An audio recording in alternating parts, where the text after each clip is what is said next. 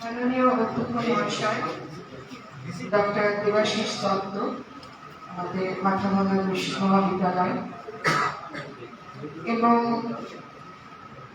আমার সাথে যারা এসছে, যারা কুচবিহার পঞ্চানন বর্মা ইউনিভার্সিটি থেকে, আমাদের রেজিস্ট্রার, কন্ট্রোলার এবং আইসি এবং বিভিন্ন আরো যারা আছেন, আরো মঞ্চে উপবিষ্ট সকল অধ্যক্ষদের, বিভিন্ন কলেজ থেকে যারা আপনারা এসছেন, মেয়েদের জন্য বলছি,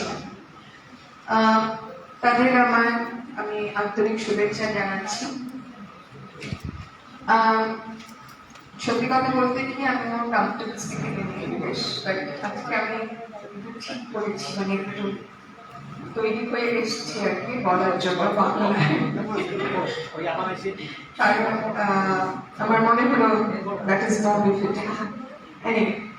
আমার রেজিস্ট্রার মহাশয় এখানে আছেন, অধ্যাপক মাধব চন্দ্র অধিকারী। তো আমি কৃতজ্ঞ এবং গর্বিত আজকে এই অনুষ্ঠানে আমন্ত্রিত হয়ে আসার জন্য এবং উপস্থিত হতে পেরে। তো 1866 খ্রিস্টাব্দে যে মনীষীর জন্ম, এবং তার জন্মভিটার খুব কাছে 10 কিলোমিটারের মধ্যে এই পূর্ণায়ন মানে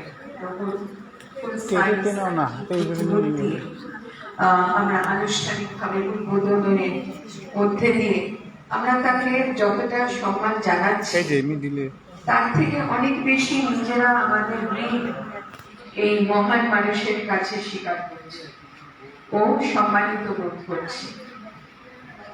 ঠাকুর পঞ্চানন বর্মা এই গোটা অঞ্চলকে শুধু রাজ্য বা দেশের নয়, পৃথিবীর মানচিত্রে জায়গা করে দিয়েছে। এক হিসেবে তার পরিচিতি এবং স্বীকৃতি আন্তর্জাতিক। সমাজ সংস্কার মানে সোশ্যাল রিফর্মার, এডুকেটর মানে শিক্ষার প্রসার করা, এবং আইনি বিচার, he was engaged with legal activities, lawyer ছিলেন। আইনি বিচার এবং সর্বোপরি আইন সভাতে এই অঞ্চলের এবং যারা মার্জিনালাইজ বা প্রান্তিক মানুষের আশা প্রত্যাশা এবং ন্যায় বিচারের কথা তুলে ধরা ও সেই সঙ্গে তা নিশ্চিত করা এই মনীষীকে ও তার ব্যক্তিত্বকে অন্য মাত্রা রয়েছে। আসলে সবাই একসঙ্গে আমরা তাকে স্মরণ করি এবং প্রণাম জানাই। তার স্মৃতির উদ্দেশ্যে যে বিশ্ববিদ্যালয় তৈরি হয়েছে এবং আপনাদের কাছে শুনছিলাম যে স্ট্রাগল এবং যে পরিমাণ পরিশ্রম এবং কি বলবো যে ডেডিকেশন নিয়ে আপনারা এই বিশ্ববিদ্যালয় স্থাপনা করার জন্য যতটুকু আপনারা চেষ্টা করেছেন, সেই বিশ্ববিদ্যালয়ের উপাচার্য হিসেবে আমি অঙ্গীকারবদ্ধ সবাইকে সঙ্গে নিয়ে এই বিশ্ববিদ্যালয়কে শুধু দেশের নয়, তার আন্তর্জাতিক স্তরে পৌঁছে দেওয়ার। আমি নিশ্চিত সবাই আমরা একসঙ্গে, আপনারা সবাই আমার সঙ্গে থাকবেন।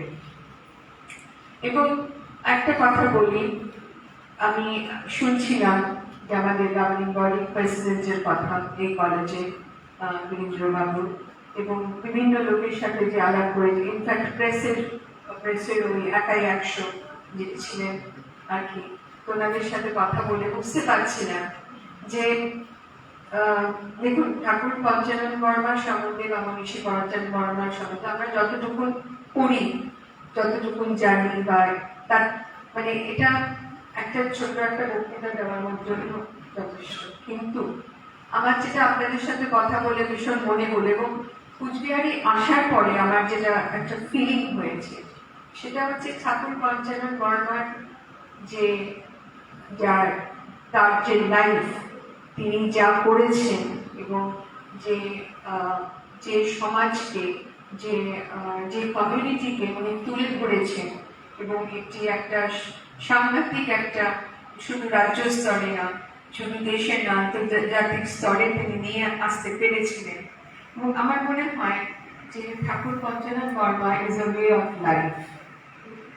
সেই ওয়ে অফ লাইফটা মানে ওটা ভাবনা করে আমি ঠিক বলতে পারছি না, বাট ওয়ে অফ লাইফই আমি বলছি।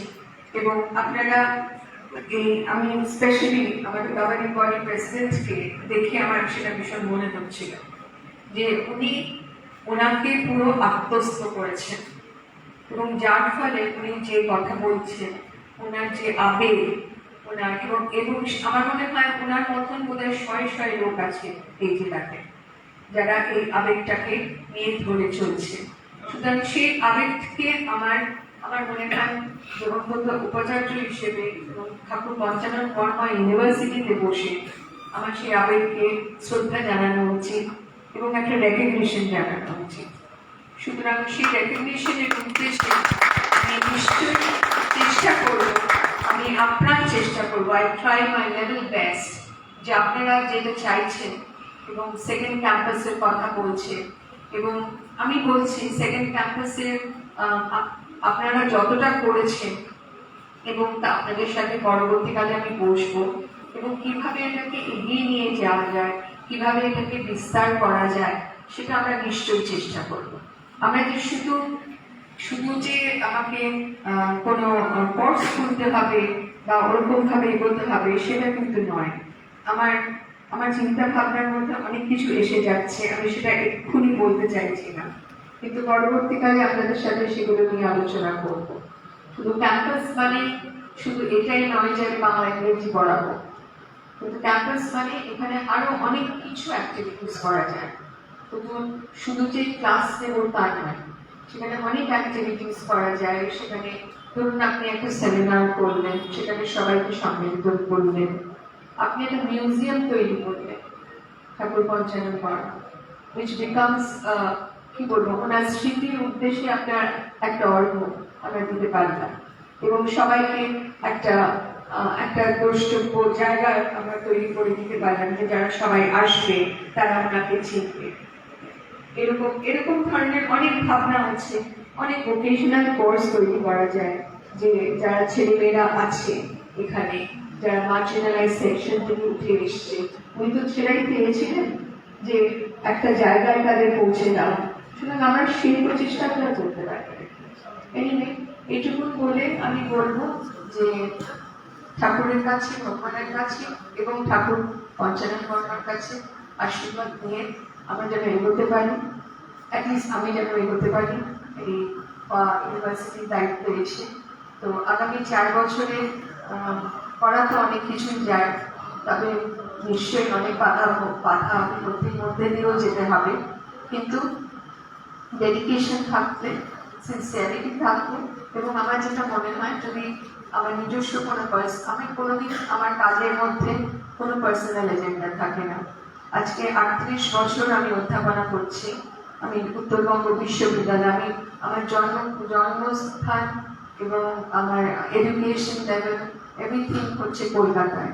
আমি কমপ্লিটলি একজন সিটি ব্রেড পার্সন, কিন্তু তারপরে আমি উত্তরবঙ্গ বিশ্ববিদ্যালয়ে এসে প্রথম 1 মাসের মধ্যে ফিরে যেতে চেয়েছিলাম, যদিও যেহেতু, কিন্তু থেকে গেলাম 38 বছর। 38 বছর পূর্ণ হবে এই সাল। তো 38 বছর বয়সে এসে তারপরে 38 বছর কাটানো, এখন আর আমি বলতে পারি না কাউকে যে আমি কলকাতার মেয়ে, আমি বলি আমি উত্তরবঙ্গে। সুতরাং এটা এটা আমার কাছে একটা বিশাল পাওনা, এবং আমি উত্তরবঙ্গের মানে আমি বিশ্ববিদ্যালয় মধ্যমান ইউনিভার্সিটিতে থেকেও যেমন শিখেছি, অনেক পেয়েছি, এবং আমার মনে হয় আমার কাজের মাধ্যমে আমার সিনসিয়ারিটি, ডেডিকেশন, এবং আমার যেটা বললাম যে আমার কোনো পার্সোনাল এজেন্ডা নেই, আমি শুধু ইউনিভার্সিটির উন্নতি চলছি, সেই জিনিসটা আপনারা আমার এখানেও পাবেন কুচবিহার পঞ্চানন বর্মা ইউনিভার্সিটিতে। সেটা আমি ডেফিনেটলি আমি চেষ্টা করবো। ঠিক আছে, এইটুকু মিলে আপনাদের প্রোগ্রাম জানাচ্ছি, আপনারা সবাই সঙ্গে থাকুন, আমার সব কিছু করতে পারবো। Thank you.